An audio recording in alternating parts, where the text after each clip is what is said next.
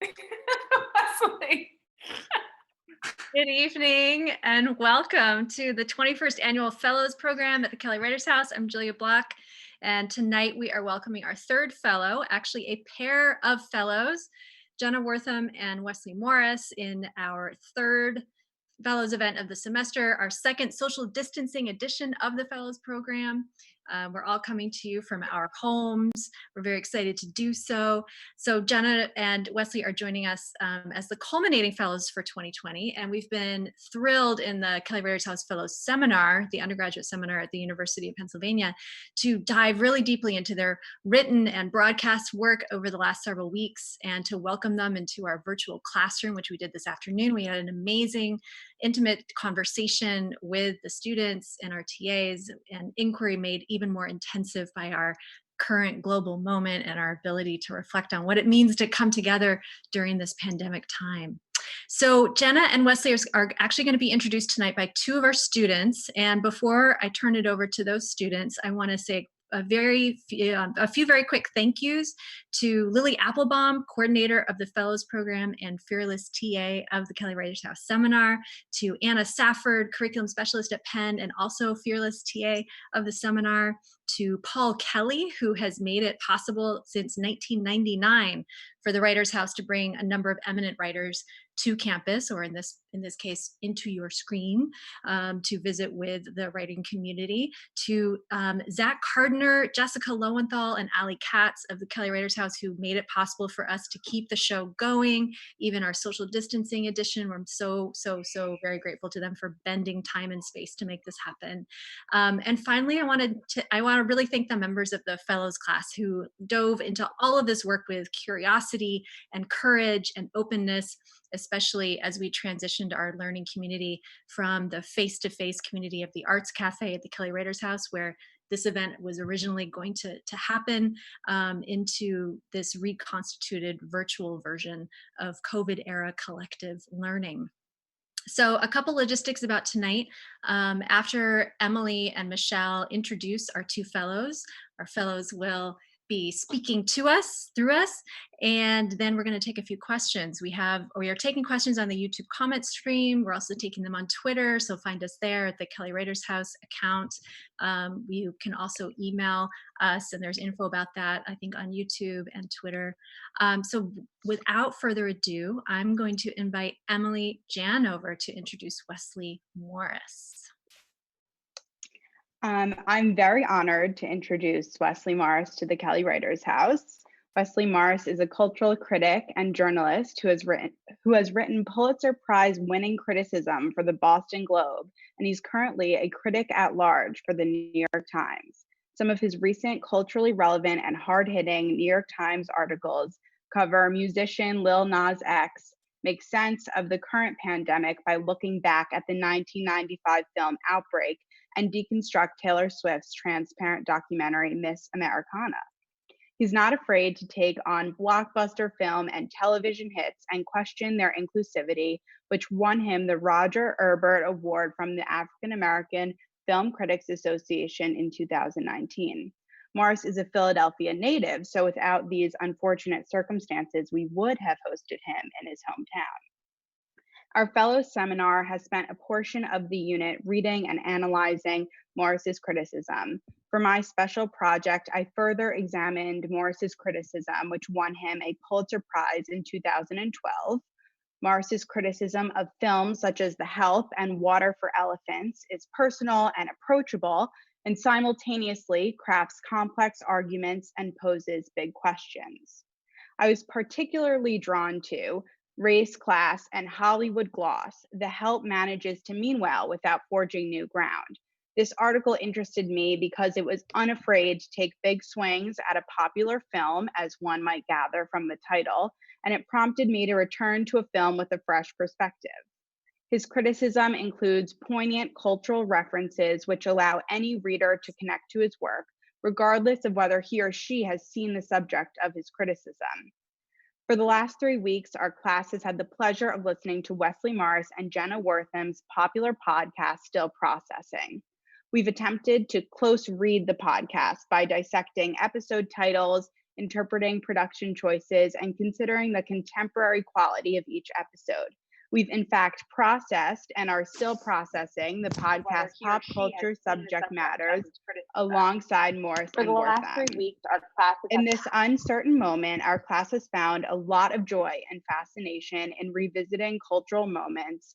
Although we don't quite know when we will return to the classroom, our past can tell us a lot about our present, and Morris's criticism and podcast still processing has given us a lot to think about as we look forward towards a new normal.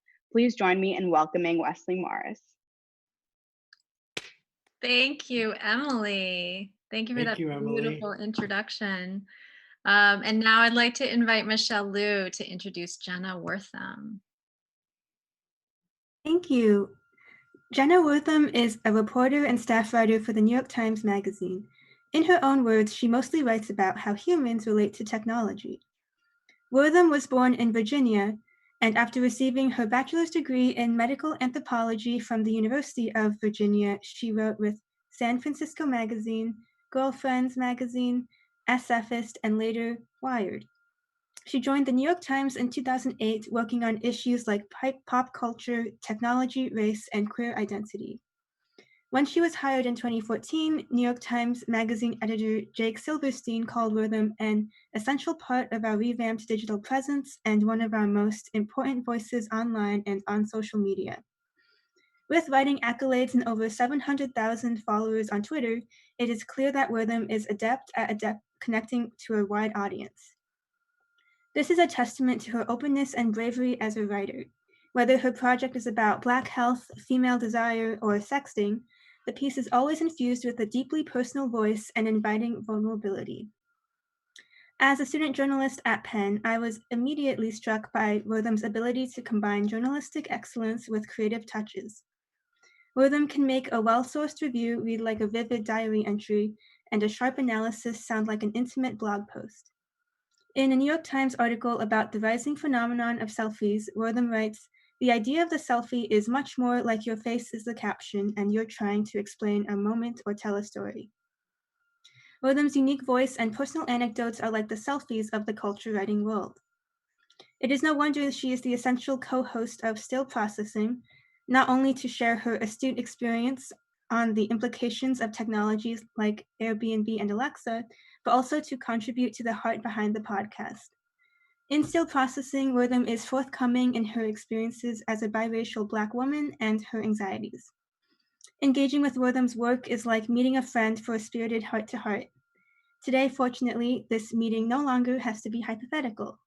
I am so honored to introduce Jenna Wortham. Thank you so much, Michelle. Thank you so much, Emily, Michelle. And with that, I'm going to turn it over to our fellows, Wesley Morris and Jenna Wortham. Hi, Jenna. Hi, Wesley. My goodness. Thank you all for such warm and welcoming welcomes. That was so nice, unexpected. Yeah, thank you, Emily and Michelle. And Julia. And Julia, of course. And for everybody at the Kelly Writers House for bringing us together. But together.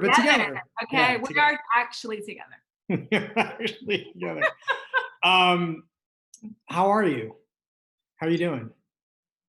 We've been together all day long. Don't act like you're just now seeing me. I have literally spent all day with you. But since you asked, I'm really good. I am drinking this really delicious reishi oat milk, Ceylon cinnamon, like gorgeous latte that I just whipped up in preparation of tonight. I just wanted to feel really grounded, really present, really ready to just be vulnerable and be open. How are you? I brought a lamp. I thought I was going to need more light, but we tested this earlier and I don't need that much light. It's bad light. So I have this light for now, and if we need more light, I'll figure it out. But we have this plan, you and I that we were gonna we had this whole thing planned for Philadelphia, and it just doesn't make sense. Doesn't make sense to do it here. I know. But I think that it would be interesting to just talk about what this moment actually is versus what we have been Coached?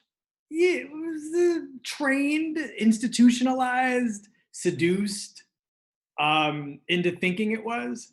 Scared into thinking it would be? Yeah.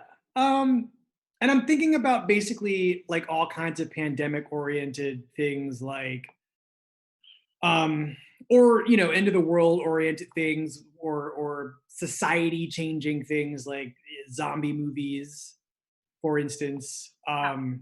We get at least one of those via television or via movies or via literature at least every year. And there are all kinds of things that a lot of the fiction never really takes into account in a moment like this. It's not, I mean, it is scary, but it also is more than that. They also kind of trick you into feeling like they're preparing you for whatever is going to be your end of the world apocalyptic moment. Like every good zombie movie has like, here are the rules. They outline like, here's what you need to know. And either they do it in a very obvious and exaggerated way, like in a film like Zombieland, or they do it in a much more narrative sense where you understand that by watching this film, you're getting kind of an instruction booklet on what to do in case of. It's like your little glass case with the hammer. Yeah, yeah. But it's pretty wild to think about. There's been so much pop culture fiction made of what something like this could look like, and then to actually be living through it. It's so funny to think about like what the movies have told us will happen, and then actually what it is like. So what did you think it's going to be like? What's a movie that made you feel like you were prepared for an end of the world vibe pandemic? Well, I mean, when this started, when it seemed serious, but we weren't entirely required to stay in. Not even Italy had been required to stay in the house. Italy and Spain. It was mostly China that had locked itself down. Yeah. I think the place that many people went was a movie like Contagion. Well, that's where you went. Right. Well, I mean, it was weird. It was suddenly popular again. And I was curious about why that was. It's still in the top of the iTunes chart. Really? It's Wow. still near the top of the iTunes movie chart. And I think people were looking for some guide for the sort of medical and forensic element of how this might go in the US. Mm-hmm. I mean, it's globally oriented, the movie. But its popularity suggests to me that we were looking for some sort of guide through this moment. Yeah. And what's amazing about a movie like Contagion is it's all about the bureaucracy of managing a moment like this. It is actually, at this point, it is, I mean, I said it wasn't this before. It is definitely not disaster porn. It actually now is government porn. I was gonna say it's like paperwork porn. Yeah. The whole movie is like the logistics, like the mapping and like the bureaucracy of going back and forth and this department talking to this department. Meanwhile, people need help. Yeah. And they're helping. That the movie is about what happens when you remove politics from the solution of a global pandemic and you let the people who know how to make this work do their jobs. It's all about the CDC and the World Health Organization and scientists at both those organizations and doing their jobs in order to figure out how to contain, mitigate, contact trace, and eventually at some point down the road, find a cure. Yeah. or You know what or vaccine. You know what I love about that movie? What? Jude Law's character. Because he's a blogger, but his teeth are really messed up. Oh yeah, and he's like the really bad snaggletooth. he's really scrappy. And I've never been more offended by a media portrayal because he's actually trying to unearth something about, you know, the hypocrisy and the corruption around what it takes for medical, you know, there to be like a medical incentive for pharmaceutical companies to make vaccines. Like he's trying to get at, you know, some of the backhand scams that are going on, but they just make him so squirrely and so ratty. It's like, come on, like really. They eventually just run a bus over him. I mean, at some point, he's the bad guy. I know. He's the bad guy, like, until the very end. Right. But then, you know, that movie seemed right. I mean, it still seems it gets more appropriate, but in a different way as as the US version of this goes on. And I'm sure that people in Brazil and parts of Eastern Europe and Turkey could watch this movie and also be like, why isn't it more like this? But I also think that there are things that there are aspects of what happens in a moment like this that popular culture isn't really prepared to deal with. And I'm thinking about like what it's like to still have to go to your job when the world also needs you to stay at home. And there just isn't very much art at all about being what we now have deemed essential workers in a moment like this. And like what the cost of that is.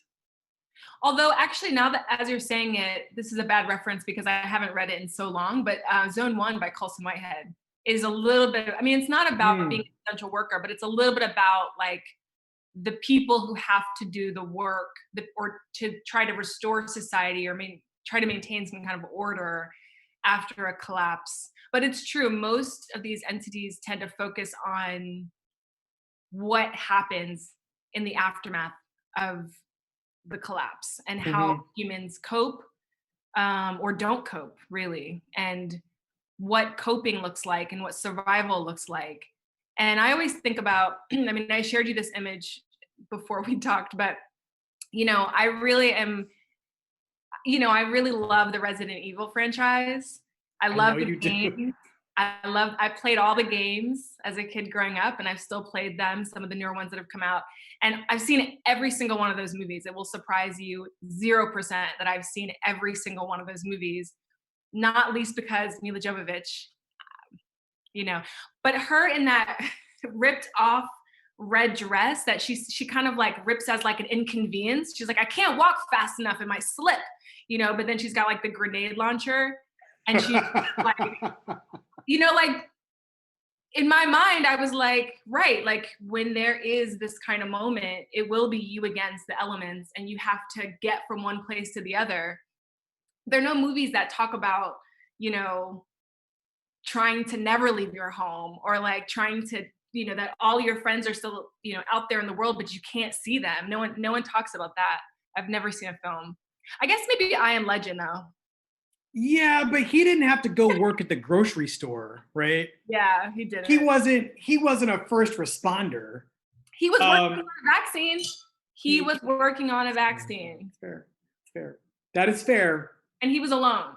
He was alone. He was alone. I don't know. I just feel like I wonder, I don't know if you've been thinking about this, but like what on the other side of this art looks like and what it's going to try to deal with and what it feels it's responsible, how capacious it feels it can be to take in not people who are all the way up here, but like average people who are forced to do what before this started was still just average work, but now is the most important work people can do. They're still not paid properly. Yeah. We call them heroes, but we don't pay them like heroes. Yeah. You know, things like that. And what happens, you know, what all of the things that a moment like this exposes. I thought Contagion would do this a little bit, which was like hint at the ways in which a society doesn't so much collapse because of the virus, but all of the sort of rickety infrastructure that had been in place for centuries just gets taken to the limit by the stress test of a pandemic. So in this country, it's wage inequality. It's, all kinds of old racisms, literal, the bones of an actual hospital and how underserved it is. That, they don't have enough staff, they don't have enough equipment, they don't have Mhm. enough gear. Right. I don't know. I'm curious to see what artists make of this moment. Well, it's interesting because while you were talking, I was just kind of thinking about why popular culture or art doesn't have room for those narratives of the essential workers and sort of the wage inequality and the fragility and all the precariousness that's exposed during a collapse. And they always imagine the collapse is happening with a totality, right? They imagine them happening Mhm. with such a swiftness and a totality that there's a clean break and there's no before and after anymore, right? There's only there's no like kind of in between. There's only like what was and then on the other side. And I think the difference here is that we are having to reckon with what feels like a repeat of so many historical narratives we've heard before. I mean, we feel like we're in a nightmare because we've always kind of been in this nightmare. It's just that now we're being asked to count it a little bit more directly, because of how, I don't know, some people's lives have changed and some people haven't, been able to change. And it's a really uncomfortable thing that we're grappling with, which is what our own privilege looks like, which for a lot of people who haven't really considered themselves on the side of having any privilege necessarily, but we are having to ask ourselves, like, damn, what does it mean that I can work from home? Like, what does it mean that I can get groceries delivered and not be the person delivering groceries? Like, we're having to really think about class and access in an entirely new way. And fiction, doesn't really deal with that. Fiction is just like, you know, everybody's muerto, and like now we're dealing with the aftermath of that. And this is actually I'm not going to say harder, but this is just a much more granular process of seeing a great unwinding or a great unfurling. Um, and it's a bigger ask. It's a much bigger ask than fiction has ever really posed. Yeah, I mean, I'm trying to think of, well, I mean, because the choices that art is wrestling with, great art. I'm trying to think of some great art about boredom, and Mhm. some great low stakes art. It'll come to me because my brain is actually focused on sort of pandemic oriented things. But the movies, like books and movies, do all kinds of like small bore uh, uh, ways of living perfectly well. But the question is, like, what does it mean to, in a moment like this, continue with your regular life as, life as you know it outside your front door is not the same. I mean, when I leave the house, I have to remember that I have a costume that I have to put on Yeah. in order to, oh, Jenna, I had dry throat. And that's the other thing, right? Isn't that the other thing? Like, anytime I have sneezed on calls with, like, my cousins and stuff, and everybody's like, "Are you okay?" I'm fine. I sneezed. I always sneeze. It's April in New York City. It's allergy time. I'm dry in the throat areas. But the ways in which things just like that, where normal, like seemingly normal behaviors from before, are now loaded with like with meaning. Um, and it'll just be really interesting to see how how the culture responds to having been forced to shut itself down in order to make room for this pandemic to essentially pass through and Mm, pass on. mm. And I actually don't know. I don't know. I don't know either. Well, with not knowing, we have like an hour. I feel like we should take some questions from people. Sure. Yeah. And we'll keep talking about this. We can kind of thread it throughout, but let's do it. Let's take some questions. Yeah. Also, I feel like we should take some questions because it's 7:00 and the clapping for the essential workers has just started. And I am momentarily distracted by all these hands that are outside the window. So I haven't seen any clapping. I haven't heard any clapping. I don't understand. I mean, that's another thing that's being unearthed too, right? Like where you live and how people are participating in this moment or not participating in this moment. It's both disappointing to me and also kind of a relief because I don't have to be aware that I'm forgetting the moment or, you know what I mean? But it's really interesting. Yeah, I wonder what would happen if you just went to your window and just started doing it yourself. I had to be lured into it. I mean, a little bit of it, to be honest, is like people can see into my house and they're all in the window clapping and I'm sitting here. I mean, they're doing it right now. Like, why on his laptop again? Wesley doesn't care about essential workers. But that's the other thing that's really interesting too, because the sort of the virtue signaling and the symbolism of this moment and the performance and the participation.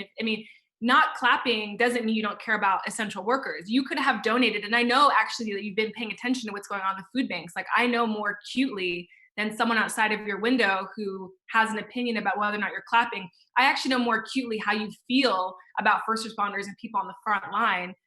And, so there's a really interesting thing that's happening too, where I think the clapping is a really profound and sweet gesture, but I'm also really interested in like, okay, but make sure those workers have what they need. Okay, make sure that the resources are going to the right place. Like, there's something about the clapping that I haven't quite put my finger on how I feel about it. I don't need to know how I feel, but as a gesture, it's emotional. It's really important. There's also something about the ways in which it's read as a behavior, just like whether or not you have a mask on or what type of mask you have on or how close you are to people, whether you're in a cluster or not. There's just a look that's happening right now and judgment happening based on what people think you're doing. That is one of the most interesting and like low-key things about this moment.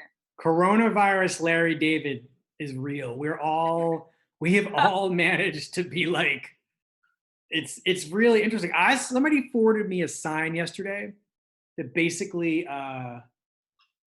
it said, "Hey runners," it was full of expletives, which I will not repeat, but like, "Hey runners, what the F is your problem?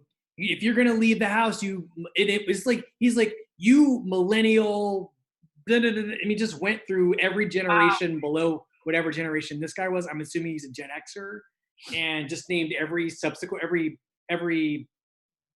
consequent generation, and blamed them for not running with a mask. As a runner, let me tell you something about running with a mask.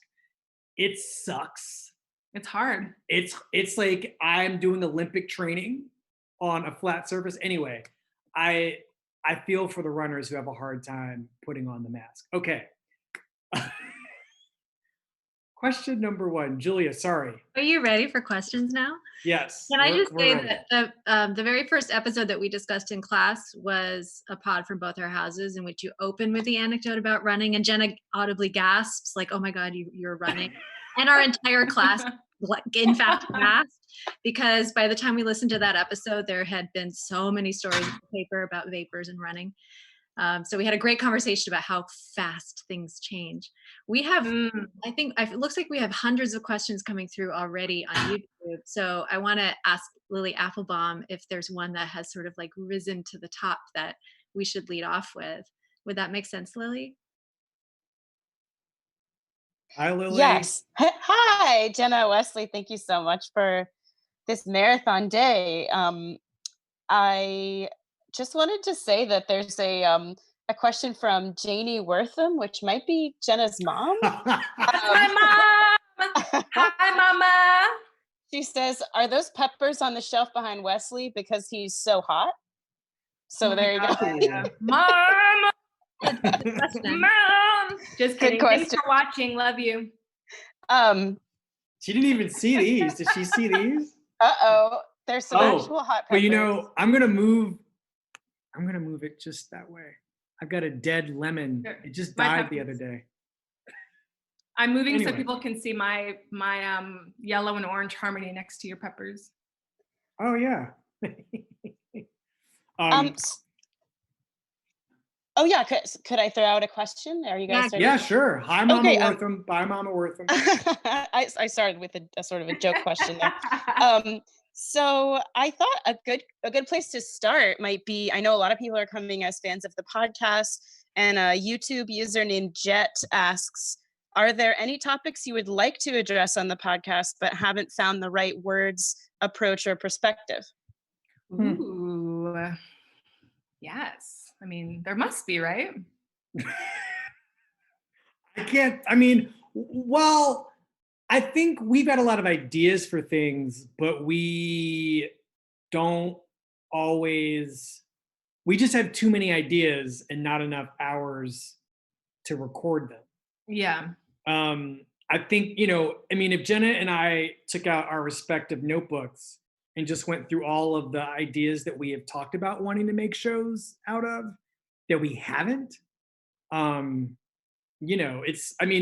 when we're back in the studio, it'll be a lot easier to do some of these things. But I can't think of anything that we have wanted to do, but that's not true. Yeah, that's not true. I was going to say, there's a couple. We've been dying to do an episode on tipping and the history of tipping in America and kind of what it reveals about, the gig economy and the kind of, hidden value that we don't really know how to think about how to tip people, and how all of these on-demand app services who are going through incredible labor strikes and organizing right now, which I'm really excited about. It's the one rare thing that brings me a little bit of hope in this moment, is that the virus is sort of bringing, in some ways, the problematic tech world to its knees. And I look forward to seeing how it evolves. But, the ways in which apps like Instacart and Uber and Lyft it's not clear how much someone is getting paid or how much someone is getting tipped through them. And so that's something we wanted to talk about.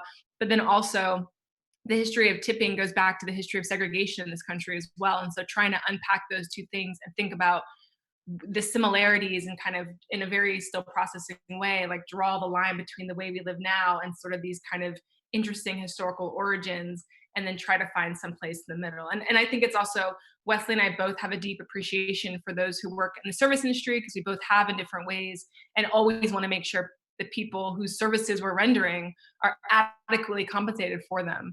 But it's been a really tricky one to architect into an episode, and for a number of reasons, but it's just one that's been it's heavy on both of our minds. Is there anything else? I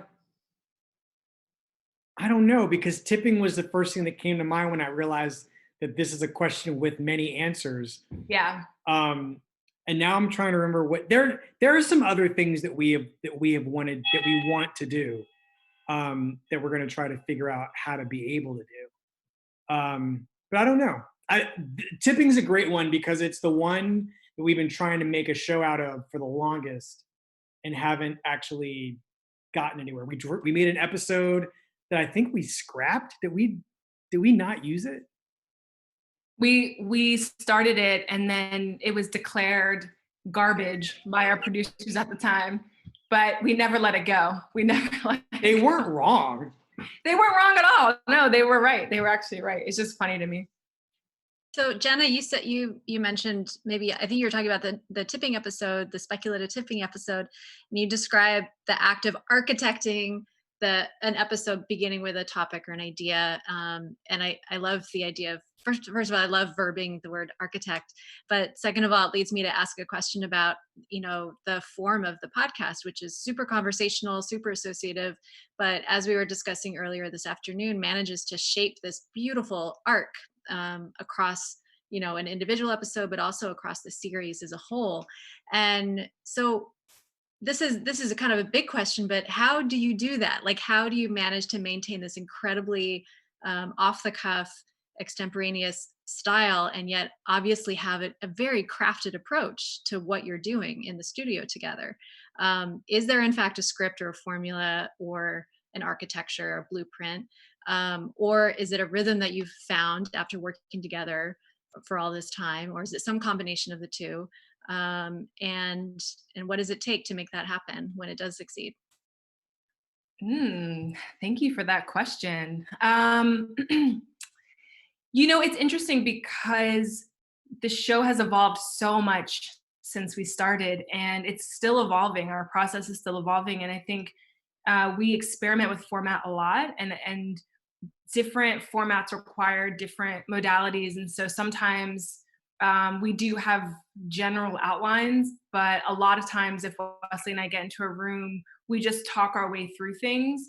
And our producers are really, really adept at helping us figure out, they've kind of let us do our thing, and then they figure out what from that was useful. And, I think for a while we were thinking of each show, it had to kind of have, in the same way like an article does or an essay does, like, these various sections.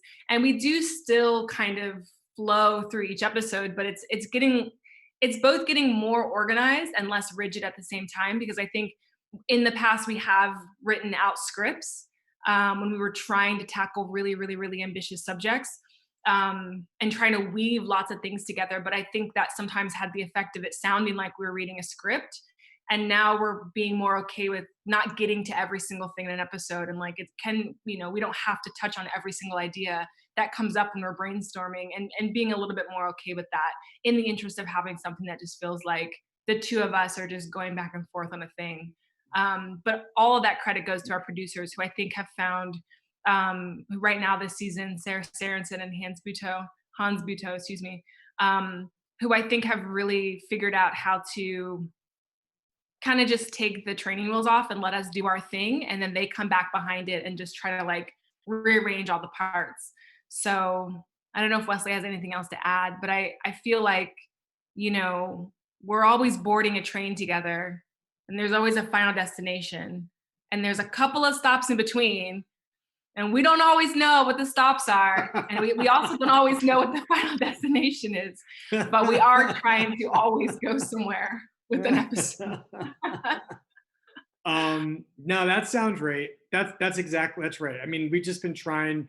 Our goal has been to maintain the connection that Jenna and I have to each other, and that should be the thing, no matter what we're talking about. That should be the vehicle for the thinking that goes on between us. Mm-hmm. And if as long as we have that, we're okay. Like I always feel good when it feels like Jenna and I just had a conversation with each other. And making sure that when we go into the studio, or when we start like recording in our living rooms, that is the thing that is preserved no matter what. Will you say something then about the Catwoman episode, which a couple of folks are commenting on in the YouTube stream?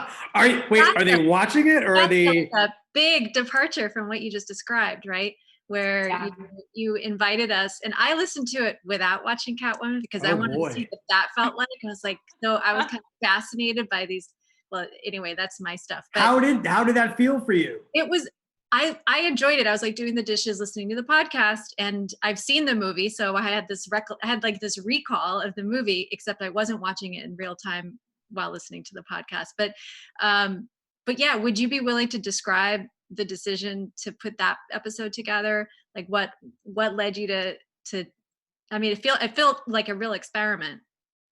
I have some more questions though. Are people upset that we did it? I actually just truly want to know.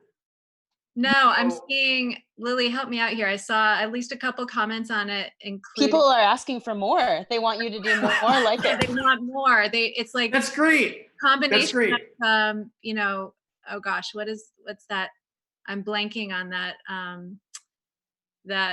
It'll come to me later, but the Mystery Science Theater 3000. Okay. Oh yeah, a combination of that, and commentary on a DVD.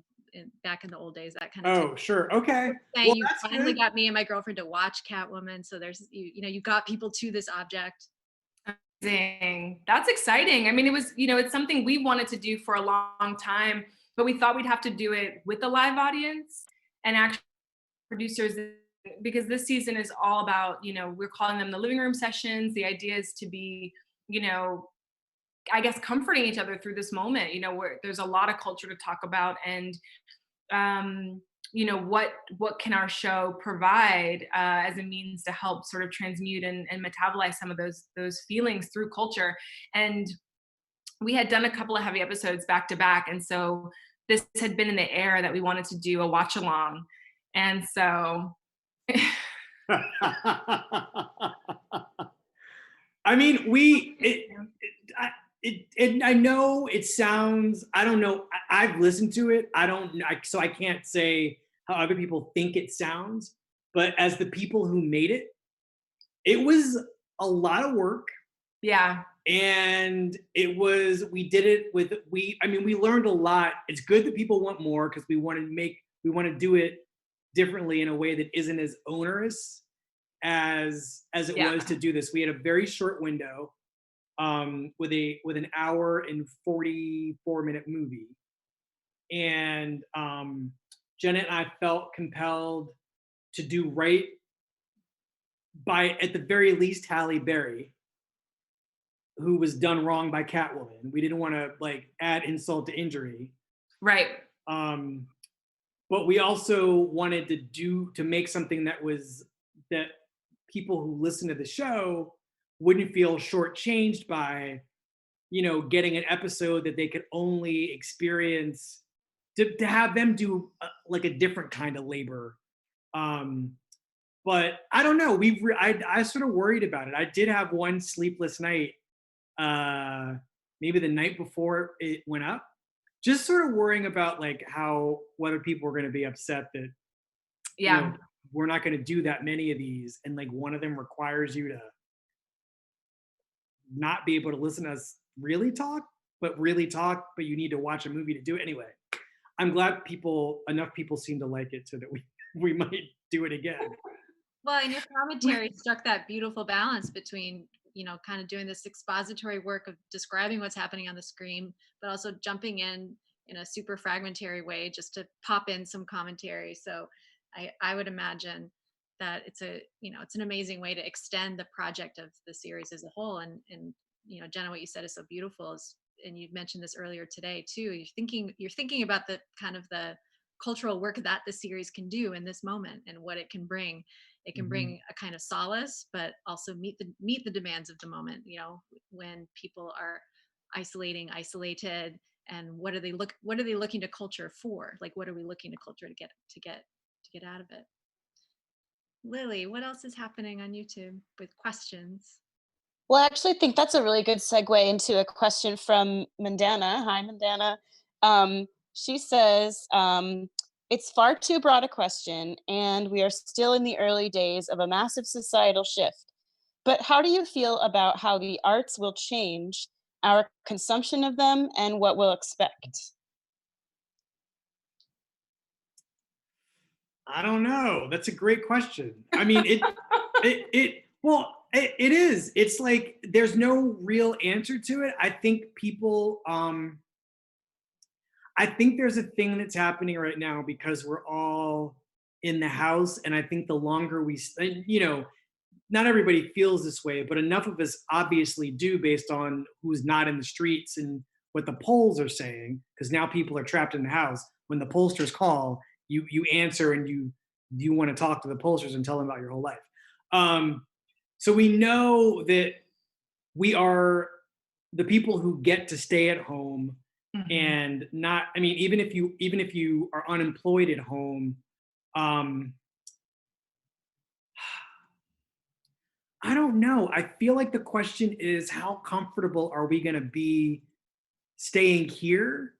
And the longer we stay, is it going to lessen the craving for public experiences? Is it going to make it less urgent to have them?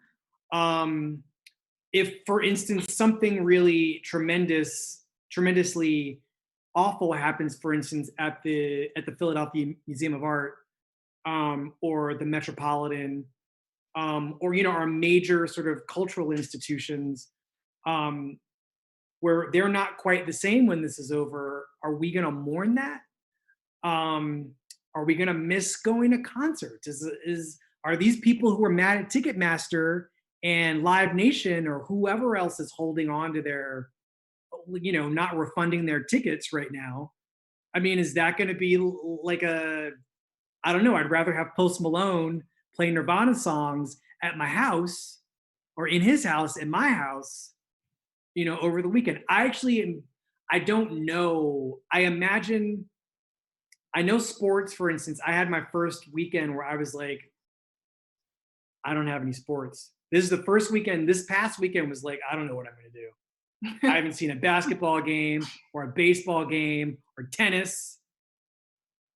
I mean, kind of all year, depending on the sport you're talking about. All I've got is professional wrestling. How those guys are allowed to still keep doing it, I don't know. Yeah. But those guys and ladies still get to throw each other around the wrestling ring. Anyway, I'm really curious to see how much inching out of the house we do and how much the institutions and artists change how they do what they do for us, as a result of this. Well, just to add something though, I've been really moved by seeing how artists are trying to meet the demands and the interest of people who are stuck at home and who are also trying to respond to the moment. It's really fascinating because on one hand, you have a lot of creative people who are in the house like everybody else to some degree, and they have all their tools and their toolkits and their instruments and various things. And,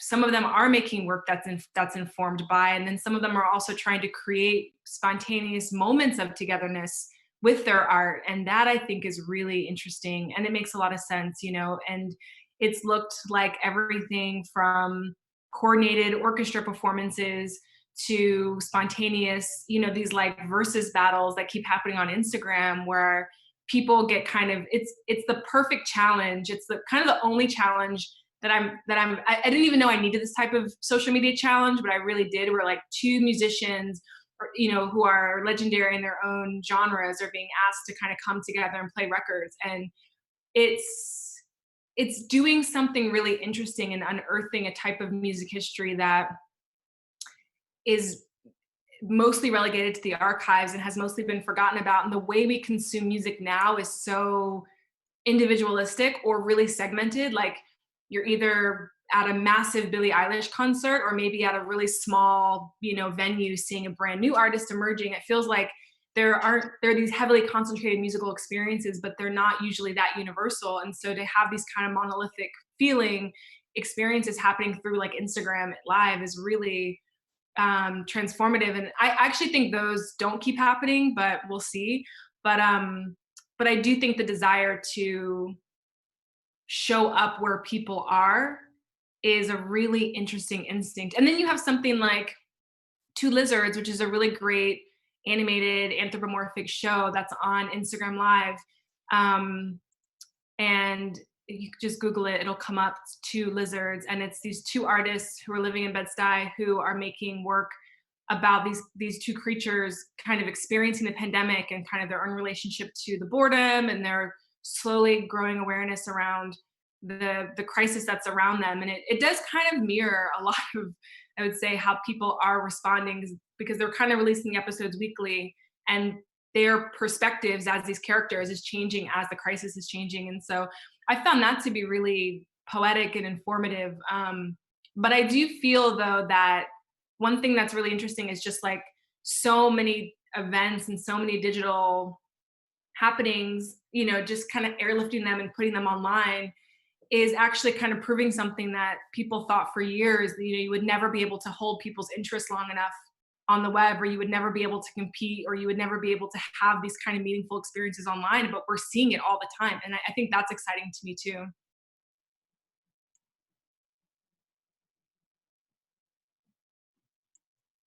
So in several of the episodes of what you'd have described as the living room sessions of the podcast, you're both describing what the new normal looks like for you. And I'm interested, so you've both just said some beautiful things about the way you imagine art changing and shifting as we all continue the duration of this new normal, and maybe start to inch back into public or into new configurations of being together. And I'm curious to hear a little bit more about what the practice of doing, maybe you could focus on your work as writers, what your practice as writers looks like in this moment. Not just the matter of the fact that no one can go to the office right now, at least for certain offices, but what is there a new sense or a different sense of urgency for both of you in the writing projects that you're tackling, maybe things you're saying yes to, things you're saying no to, your sense of purpose, your sense of what it is that we are doing when we're approaching culture as writers specifically? I mean, nothing has changed procedurally. Like I am a person who likes to go to work every day. I leave. Oh my. You can get calls during this. This is amazing. Guess what doesn't? What is happening? My phone is. I turned my phone off. It's off. But people can still call. That can't happen at a live event because it never happens at a live event in person. Sorry about that, everybody. And my doorbell might ring because my friend Max is going to bring me a basil plant. My doorbell rang. But I love a Zoom interruption. Go on. I don't. They're funny. Anyway, I like to go to work every day. I like to leave my house, put on some clothes, leave my house, get on the subway, sit at my desk and write. But I've actually I've grown quite happy with sitting in this very spot and doing a lot of writing. The things I'm writing about, I've found that a lot of critics at this particular moment have used the lack of new culture or the absence of new work to look backward. And I think that's a really fascinating impulse. Jenna and I have talked on the show about the simple fact that because nothing is being created right now, and because there's a clear, depending on which country you live in or which state you live in the US, you've been cut off from all kinds of new work. And there's whatever date that you went in the house and couldn't come back out is the date that's the point at which everything after that date, everything before that date, is nostalgia in a weird way. You are hungering for or curious about some previous moment that is before this one. And I am working on about 3 or 4 different things that sort of long things. I'm writing a column about old American box office, looking at old dates from the past and looking at the top 10 movies and seeing what story those 10 movies tell about a particular moment in relation to now. And I'm doing a couple other things like that. But what I really, when I'm done with these, what I really want to start trying to do is thinking about writing stuff about the present. And I mean, there's lots of TV. There's a ton of TV. And artists and musicians are still releasing music, and artists are still putting pieces online and stuff. But I actually am trying to think about a way that I can use criticism to compensate for the lack of new work.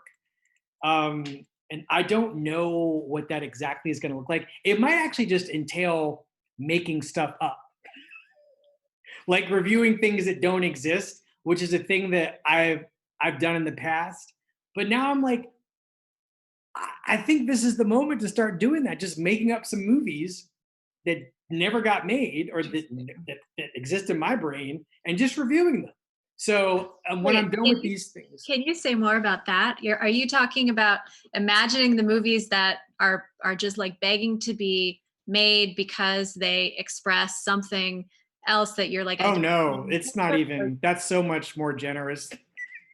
I'm like, what's a thing that just popped into my, I mean, I have about, 25 of these things that I've already written in life. Just because at some point I didn't have a job. And I was afraid I was never going to write about another movie professionally.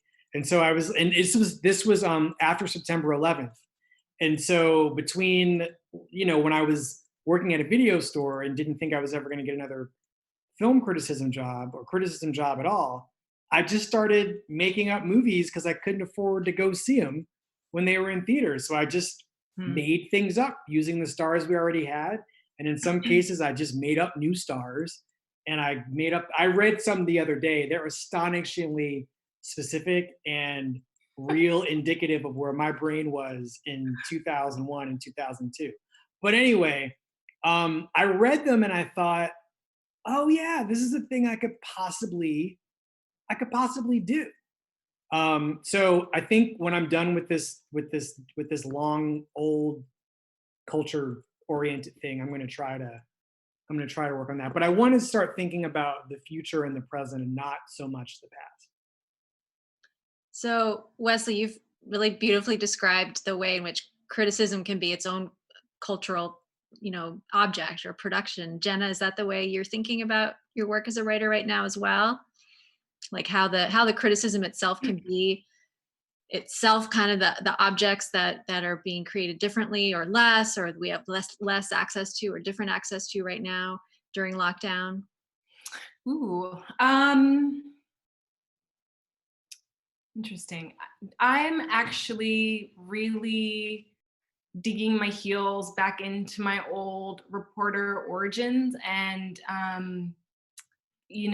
don't know, like I have been really, it's been really hard to figure out how to respond to this moment as a journalist. And, I'm not on a national desk, so I'm not being asked to go cover this in a day-by-day basis. But, there's just an urge to figure out what the story is and to try to be a part of that story. And so much of my own interests lean towards wellness. And so I've been really thinking a lot about how our culture does and doesn't deal with wellness, how we think about illness, as kind of a temporary thing.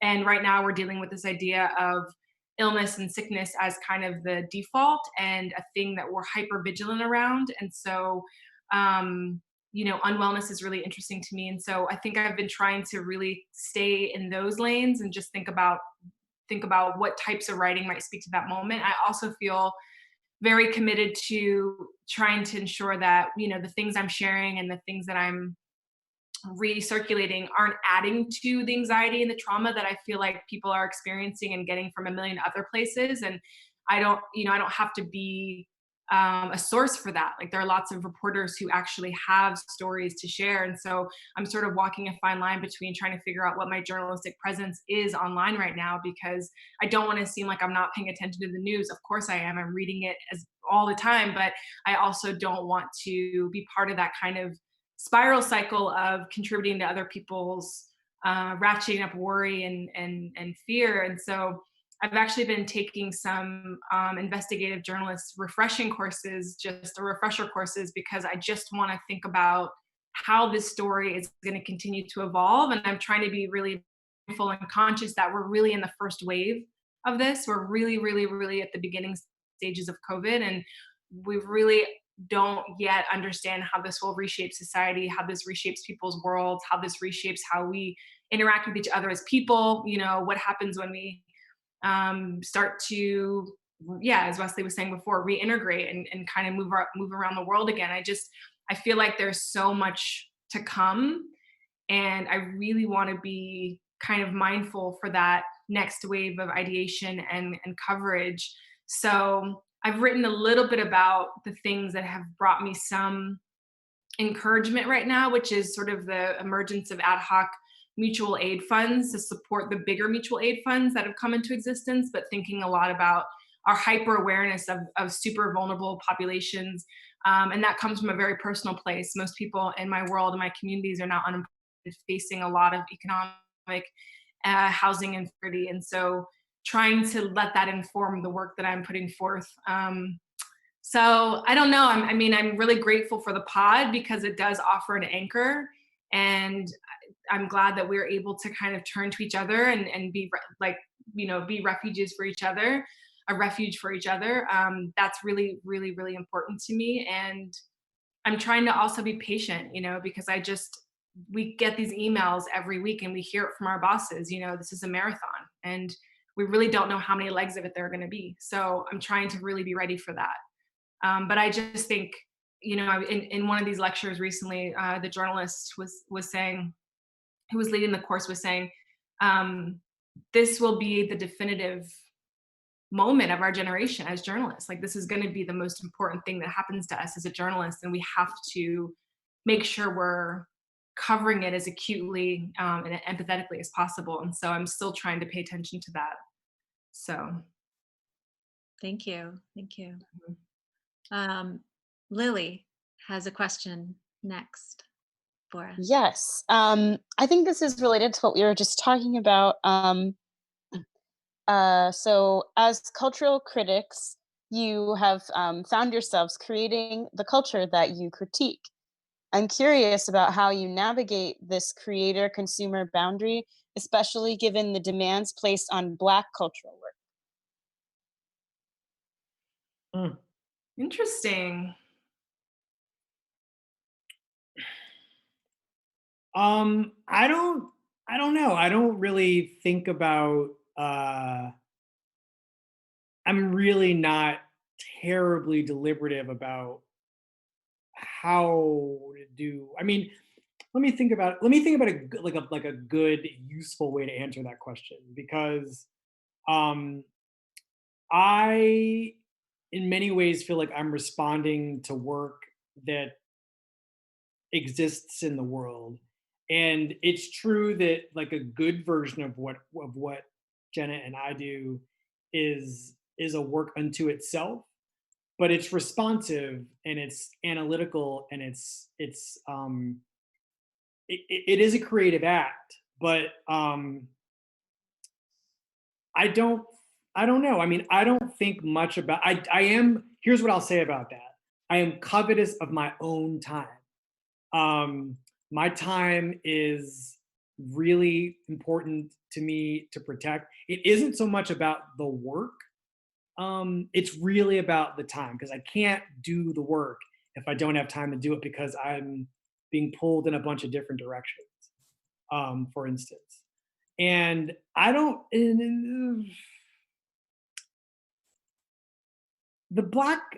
the sort of creating while Black or consuming while Black or, having time while Black, I don't know. That's not really, I feel like, Jenna, do you maybe Yeah.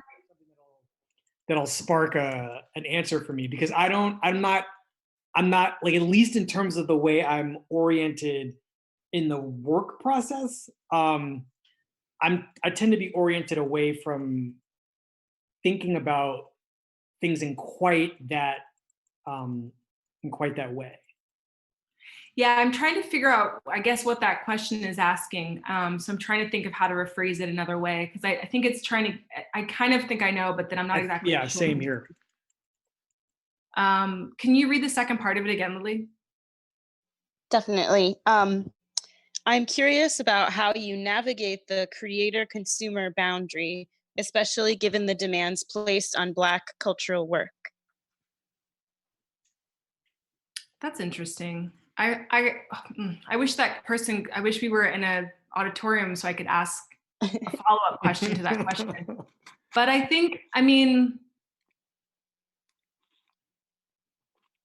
here's what I'll say, actually. It's really interesting to me because sometimes the feedback we get from the podcast is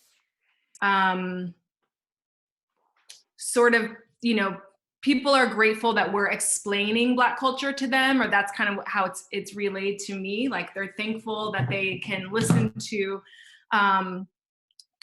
Black thinkers. I'm not really a critic, I mean, but cultural thinkers. Wesley, you're the critic, but to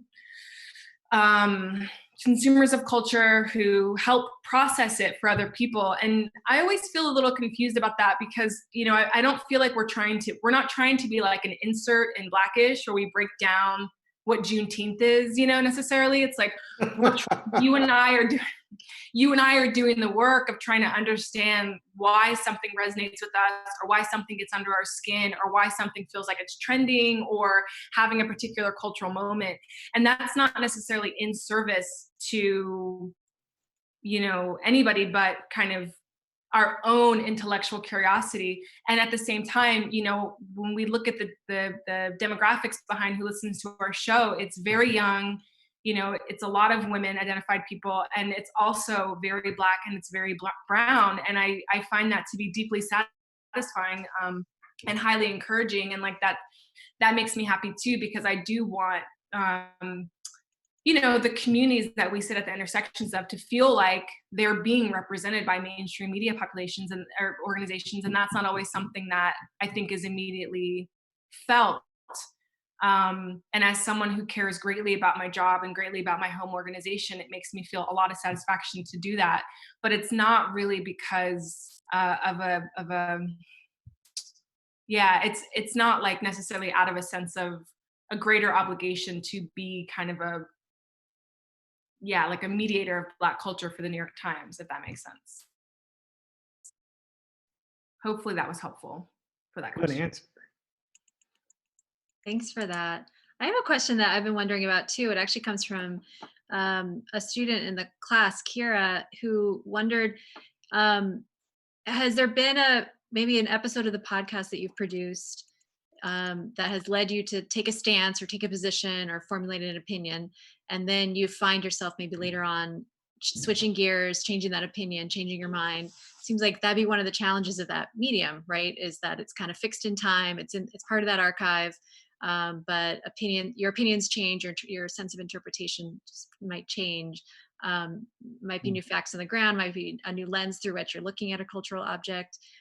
Is there a particular episode that comes to mind in relation to that question, or do you want to answer in the abstract? Wesley, you have a big laugh coming, so I feel like you have an answer here. I will tell you, I was real nervous about Jussie Smollett. I didn't know we didn't know which way it was going to go. At any moment, we could have got up one day and found out that it really did happen. I was just really, really nervous. Like, how many weeks should we wait before we do it?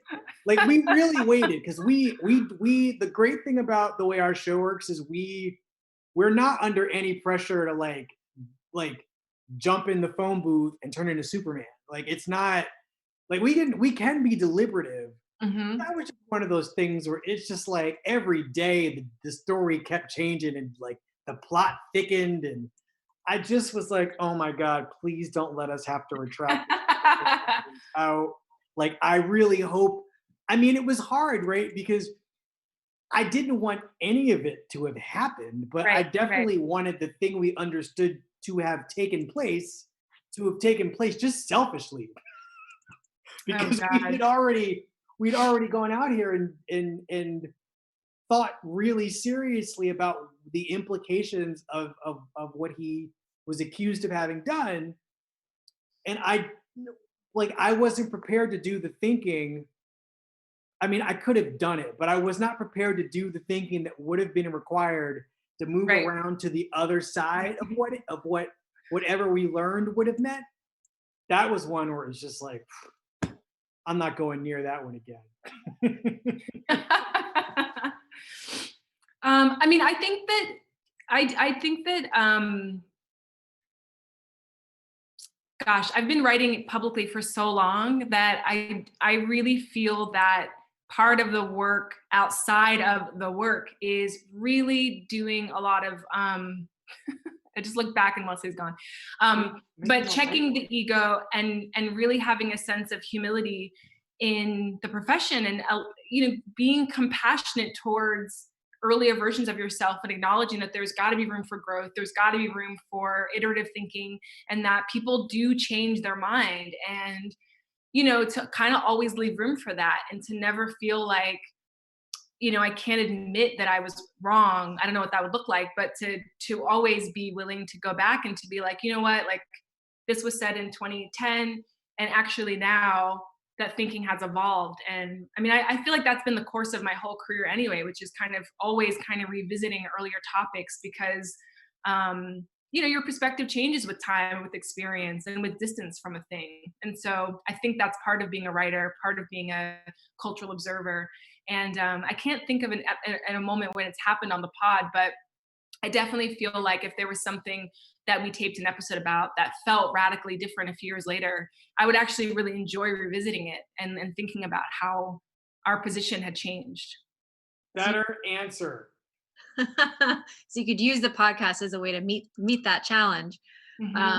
And one of the ways you get to do that, I think, is that conversational style, which we experience is so seamless. I understand that it's also like the magic of your producers and your editors, but I guess that leads me to another question about craft, which is talk to us a little bit about guests, talk to us a little bit about visitors, and people who visited you, and what works, and maybe what some of the challenges are, and what challenges that bringing someone else into that conversation might pose for the dynamic between you two, the way that your friendship really cements the energy of the podcast and the nature of its commentary and its force, and ways that those guests could also enhance what you find yourself doing in the studio after all this time.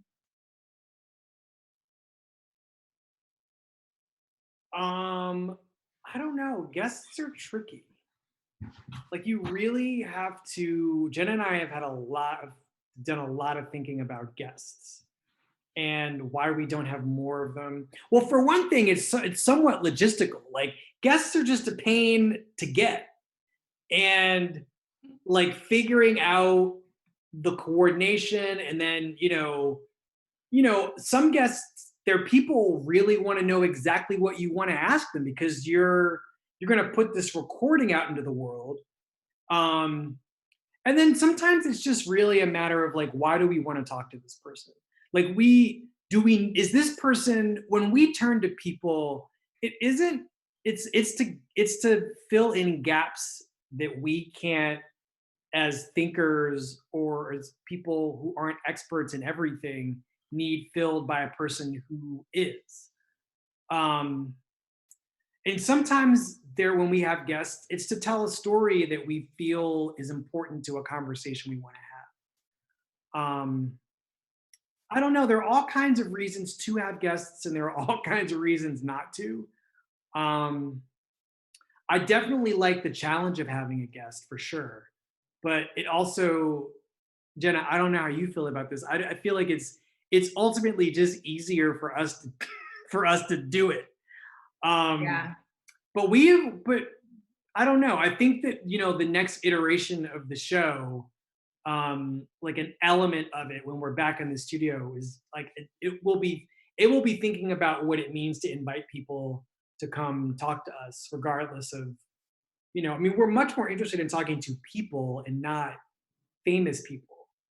What does a famous person have to say about something that a regular person couldn't also tell us, a non-famous person? It just depends on the conversation we want to have. Because ultimately, if we're talking to a famous person, we're talking to a person not because they're famous, but because they have knowledge or experience that we want or need. Like, we don't want to sell people's work. We can do that without the person.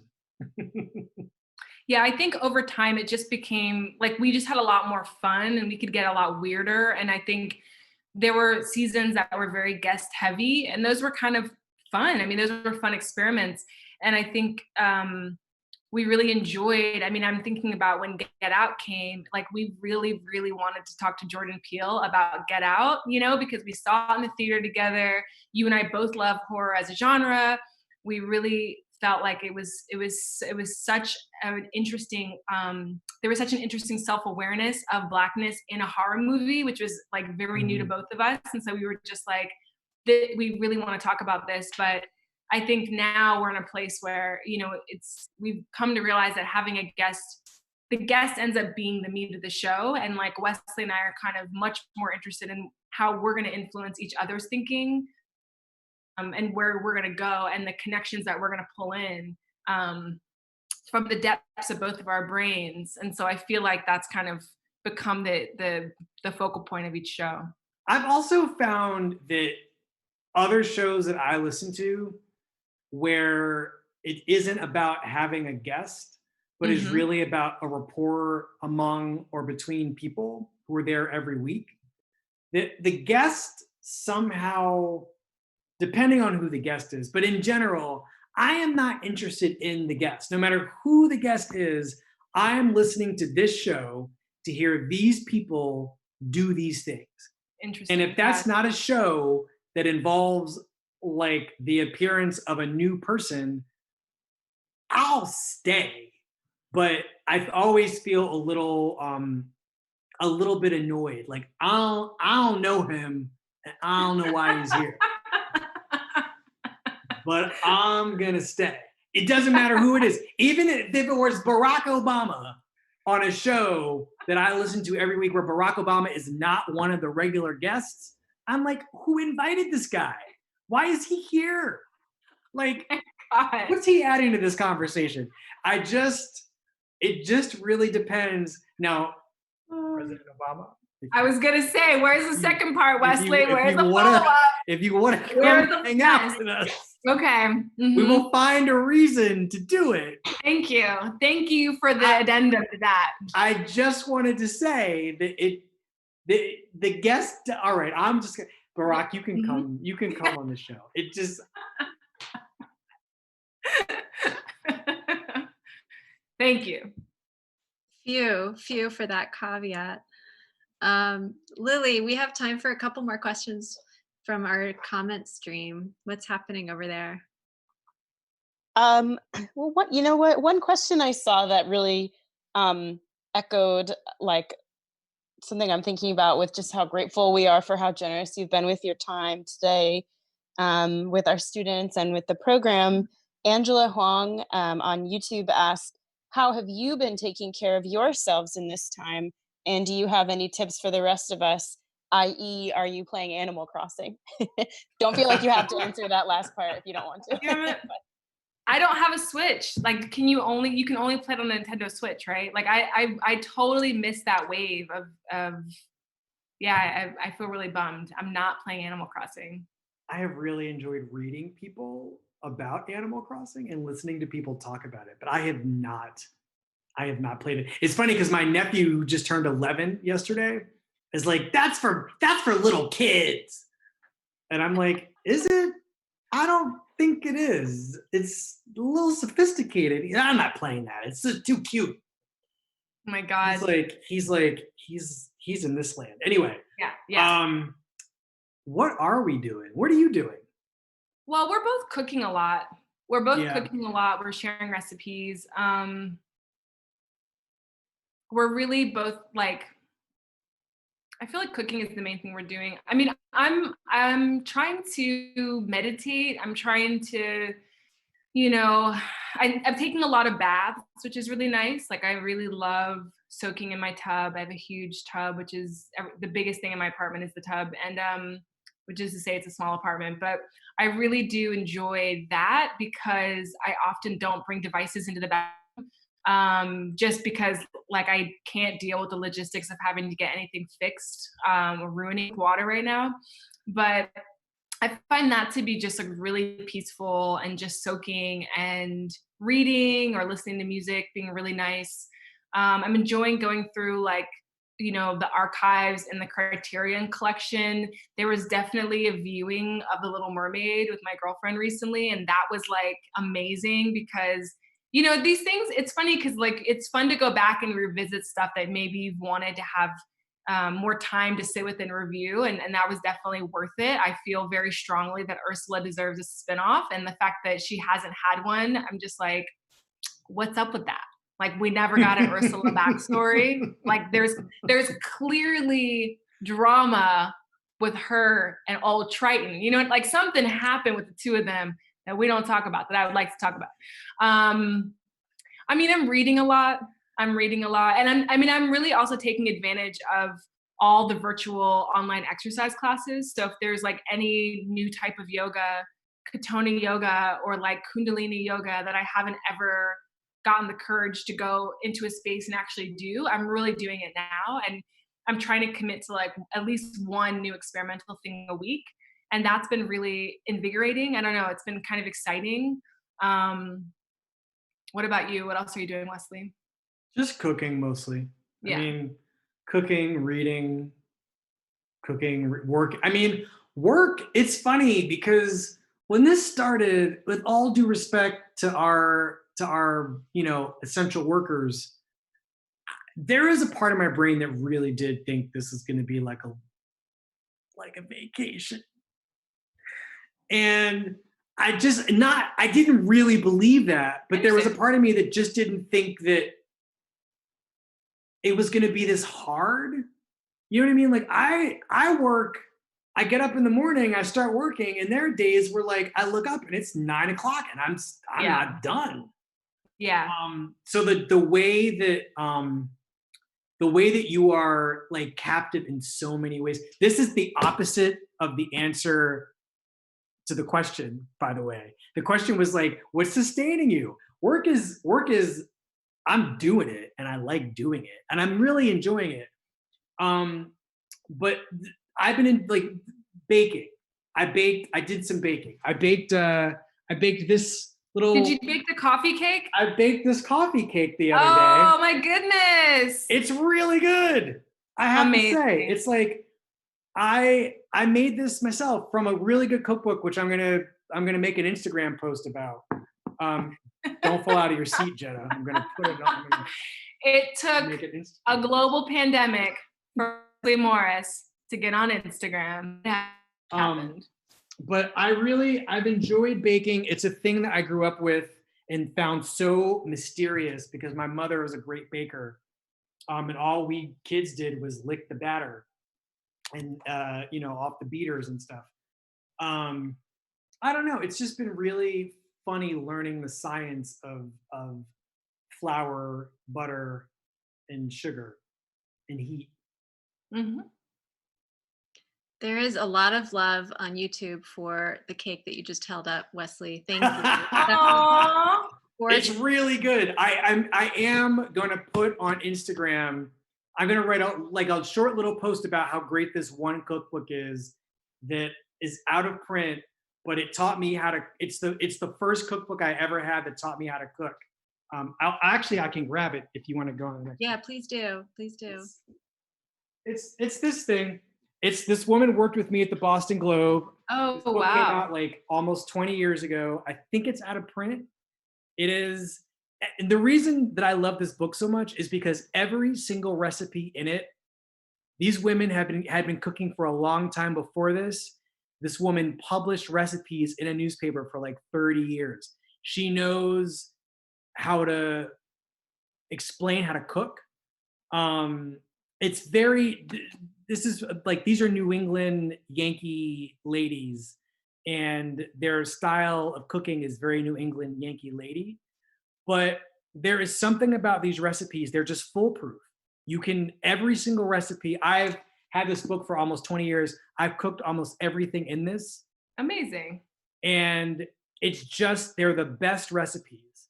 There are a million other cookbooks that I use. I love them all. But I come back to this one every time when I want to feel good about myself, having achieved success with cooking.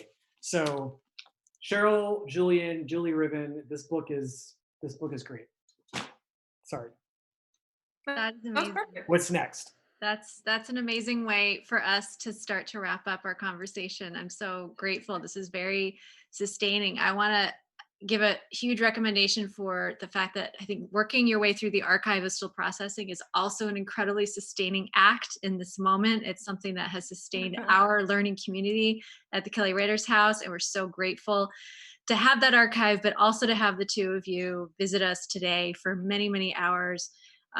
Before you leave us, will you tell us a little bit about what to expect next, maybe from the podcast or from what other stuff you all are working on? Wesley, you've already described a couple of pieces that you're working on, and Jenna, you described a couple of topics that you want to be writing about. Anything else to add about what the forecast holds? Well, we're still putting on new episodes of our podcast, our living room sessions. If there's anything that people want to hear us talk about, do deep dives in, you can email us. I'll give our email. It's stillprocessing@ny.com. We welcome feedback always. And we especially want to know how people felt about the Catwoman episode. I think we're trying to get more granular level details about that too. So we welcome input there. I don't know, Wesley, is there anything else? I mean, eventually at some point we hope to do some more live events. I mean, we were really excited. We had a whole spring tour plan. Yeah. So hopefully we'll be able to resume that in the fall, but everything is TBD. But this was great though. I was a little nervous this about was how I was going to feel. This was really great. Well, we so appreciate it. We are heartbroken that we can't welcome you in person to Philadelphia, but So are we. I feel like we got really, really close to having you here. It definitely felt like you were practically here because so many of us are experiencing you in our Philadelphia screens and living rooms and offices. So thank you for your generosity and your time, and for all of you're doing to sustain all of us. And for sharing your tactics for sustenance at home as well. So thank you to everyone for joining us. We are thrilled that you could join us for this conversation. Thank you again, Wesley Morris and Jenna. Oh my God, thank you so much. Thanks for having us. This was great. Thanks everybody for coming and thanks for tuning in. Hanging out with us. Have a great night, everybody. Bye, everybody.